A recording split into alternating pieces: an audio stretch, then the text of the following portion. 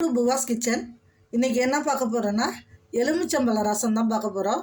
எலுமிச்சம்பழம் ரசம் வைக்க தேவையான பொருட்கள்: எலுமிச்சம்பழம், தக்காளி, தேவையான அளவு உப்பு, 4 பச்சை மிளகாய் எடுத்துருக்கேன். அவங்கவுங்க காரத்துக்கு தகுந்த மாதிரி பச்சை மிளகாய் எடுத்துக்கலாம்.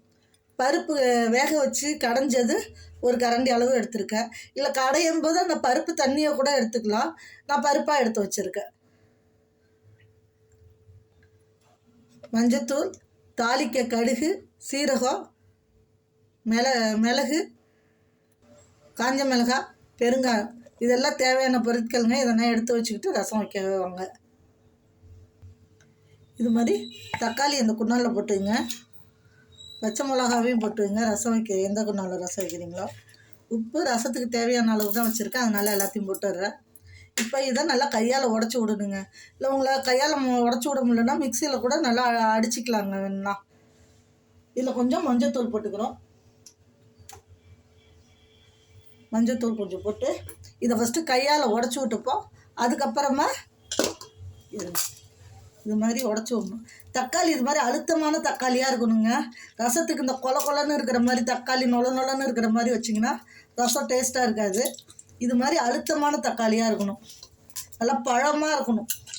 காயாக இருந்தாலும் ரசம் நல்லா இருக்காது. நல்லா ஆப்பிள் தக்காளி வாங்கி வச்சிங்கன்னா ரசம் இன்னும் டேஸ்ட்டாக இருக்குங்க. செமையாக தக்காளி எந்த அளவுக்கு போடுறோமோ ரசம் அந்த அளவுக்கு நல்லா இருக்குங்க. இப்போ இதெல்லாம் உடச்சிட்டு வந்துடும்.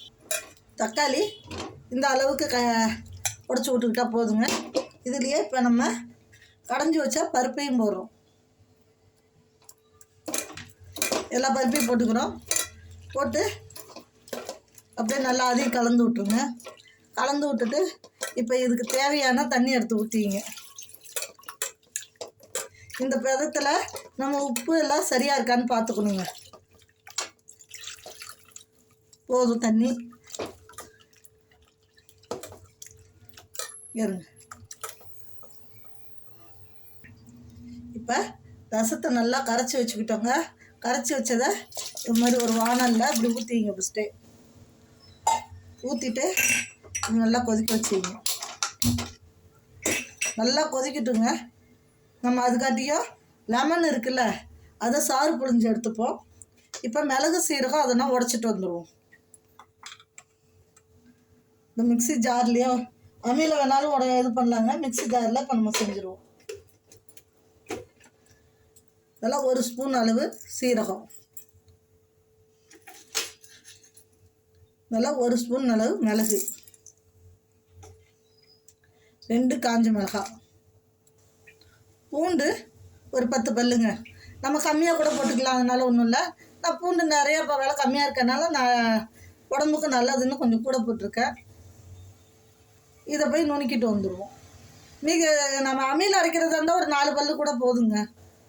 இது மிக்சியில் நுணுக்கிறதுனால கொஞ்சம் கூட போட்டிருக்கேன். இப்போ இந்த மிளகு சீரகம் மிளகாய் பூண்டு எல்லாம் வச்சு மிக்சியில் நுணுக்கிட்டு வந்துட்டோங்க. இப்போ லெமனை நல்லா சாறு எடுத்து வச்சுப்போம். அது வரைக்கும் இந்த தக்காளி இது பண்ணி வச்சோம்ல, அது நல்லா கொதிக்கட்டும். நல்லாவே கொதிக்கலாம். நம்ம ஏன்னா மிளகு சீரகம்னா போடல, போட்டு தான் கொதிக்கக்கூடாது, கசந்து போயிடும். இது வெறும் தக்காளி பச்சை மிளகா தானே. எந்த அளவுக்கு கொதிக்குதோ அந்த அளவுக்கு ரசம் நல்லா சூப்பு மாதிரி நல்லா இருக்குங்க. செம்ம டேஸ்ட்டாக. இப்போ லெமன் சாறு புழிஞ்சு வச்சுருக்கோம். இதை நல்லா வடிகட்டி வச்சுக்கணும். அந்த விதை இருக்கக்கூடாது. விதை இருந்தால் ரசம் கசந்து போயிடும். அது மாதிரி இதை லாஸ்ட்டாக தான் ஊற்றணும். லாஸ்ட்டாக ஊற்றி ஒரு கொதி விட்டு இறக்கிடணும். நல்லா எப்படி கொதிக்குது பாருங்க. அந்த கொதிக்கிறதுல தக்காளி நல்லா வெந்துருங்க. இந்த மாதிரி ரசம் வைக்கும்போது ரசம் சூப்பு மாதிரி நல்லா இருக்கும். செம்ம டேஸ்ட்டாக இருக்குங்க. அது நிறைய பேருக்கு ரசம் உண்டியும் நல்லா வராது. எங்கள் வீட்டில் டெய்லி ரசம் வைப்போம். கொஞ்ச நாச்சும் ரசம் வச்சே ஆகணும். ஏதாவது ஒரு ரசம் வச்சே ஆகணும் டெய்லி. அதனால் கருவேப்பிலை கொத்தமல்லினா இருந்தால் தான் வைப்பேன்னு இது பண்ண முடியாது. கருவேப்பிலை கொத்தமல்லி இல்லைனாலும் நம்ம இருக்கிறத வச்சு ரசத்தை வச்சுக்க வேண்டியது தான்.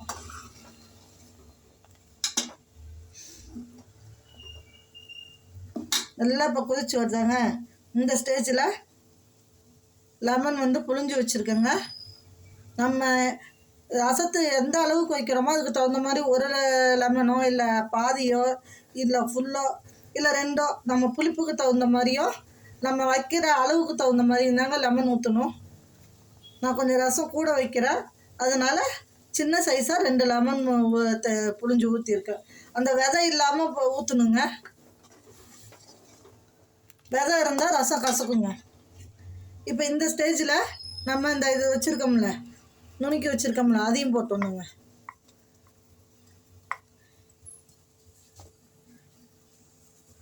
இப்போ இந்த மிக்ஸி ஜாரை கழுவி ஊற்றிப்போங்க.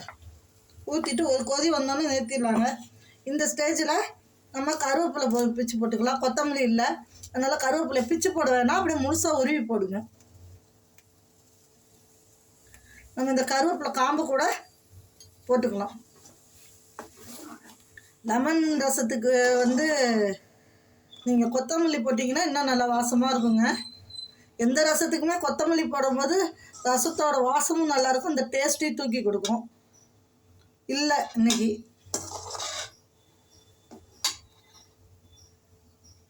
இப்போ இந்த ஸ்டேஜில் நிறுத்திடணுங்க. நுரக்கட்டி வருது பாருங்க, இந்த ஸ்டேஜில் நிறுத்திடணும். இதுக்கு மேலே ரசம் கொதிக்கக்கூடாது. கொதிச்சதுன்னா கசக்க ஆரம்பிச்சிடும் லெமன் ரசம். இது இப்போ அடுப்பை ஆஃப் பண்ணிவிட்டு அந்த ரசம் வைக்கிற பாத்திரத்துக்கு மாற்றிட்டு தாளிப்போம். ரசத்தை ஃபஸ்ட்டும் தாளிச்சிக்கலாங்க. இப்போ நான் வீடியோவுக்கு லாஸ்ட்டாக தாளிக்கிறப்ப அந்த கார்னிஷிங் நல்லாயிருக்கும் மேலே பார்க்க, அதனால தான். இல்லாட்டி ஃபஸ்ட்டே கூட நம்ம தாளிச்சிக்கலாம், வேலையும் மிச்சம். இப்போ ரசத்தை தாளிக்க போகிறோம். ரசம் தாளிக்க எண்ணெய் சட்டி காஞ்சிருச்சு, வானல். அதில் 1 ஸ்பூன் அளவு எண்ணெய் ஊற்றுறோம். எதுக்குமே ரொம்ப அதிகமாக யூஸ் பண்ணுவாங்க. எதுவுமே அளவாக செய்யும்போது நல்லா வாசனையாகவும் இருக்கும், நமக்கு உடம்புக்கும் ஹெல்த்து. நிறையா எண்ணெய் ஊற்றணும் அவசியம் இல்லை. ஜீரகம், கடுகு. இப்போ இதில் பெருங்காயம், தேவையான அளவு பெருங்காயம் போட்டுங்க. இந்த ரசத்தை இந்த ஒரு கரண்டி மொண்டு வச்சிங்க. அது வெடிச்சோன்னா டக்குன்னு அதில் எடுத்து ஊற்றிடணுங்க. நம்ம எடுத்து ஊற்றுற வரைக்கும் அது தீஞ்சு போயிடும். அதனால் அதை வெடித்து முடிக்கவும் டக்குன்னு நம்ம ஊற்றிடணும். ரசத்தை வெடிச்சிருச்சுங்க, அவ்வளோதான். இப்போ ரசத்தை இதில் எடுத்து ஊற்றிடுவோம். ரசத்தை வச்சு ஒரு குண்டானில் மாற்றிக்கிட்டோம். மேலே கருவேப்பிலை பிச்சு போடுங்க. கொத்தமல்லி இருந்தால் இன்னும் செம்ம வாசனையாக இருக்குங்க. கொஞ்சோண்டு தேங்காய் பூ இருக்குல்ல, அதை இப்படி அந்த பாலை அப்படி புழிஞ்சு விட்டு இப்படி தூவி விடுங்க. செம்ம டேஸ்ட்டாக இருக்குங்க.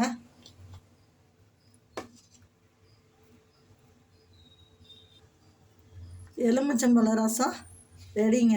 அந்த தேங்காய் அப்படியே ரசத்தில் ஊறி நல்லாயிருக்குங்க டேஸ்ட்டு. நம்ம தேங்காய் இருந்தால் போட்டுக்கலாம், இல்லாட்டி தேவையில்லை.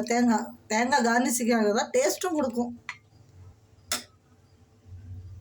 இந்த மாதிரி எலுமிச்சம்பழம் ரசம் வச்சு சாப்பிட்டு பாருங்கள். இன்னும் இப்போ பலவிதமான ரசம் தெரியும், நான் உங்களுக்கு வச்சு காட்டுறேன். நன்றி, வணக்கம் மக்களே.